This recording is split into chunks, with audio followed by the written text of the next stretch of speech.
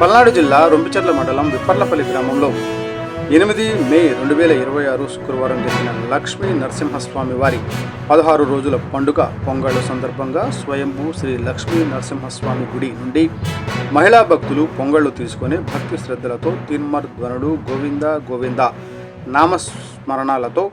గ్రామంలో నలుమూలల మొదట తూర్పు దక్షిణం పడమర చివరగా ఉత్తరం దిక్కులోని గవిటిరాళ్ల వద్దకు చేరుకుని నైవేద్యం సమర్పించి భక్తులు అందరూ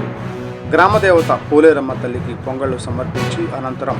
గ్రామ బొడ్డురాయి వద్ద కూడా చివరగా నైవేద్యం పసుపు కుంకుమలతో భక్తులు విశేష పూజలు చేశారు. ఈ కార్యక్రమంలో ఆలయ కమిటీ చైర్మన్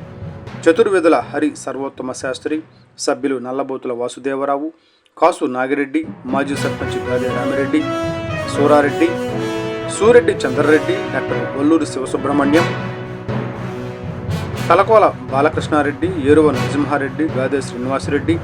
ఈదర వెంకటేశ్వర్లు, చిన్న కంది అంజిరెడ్డి, నాలి సుబ్బారావు తదితరులు పాల్గొన్నారు.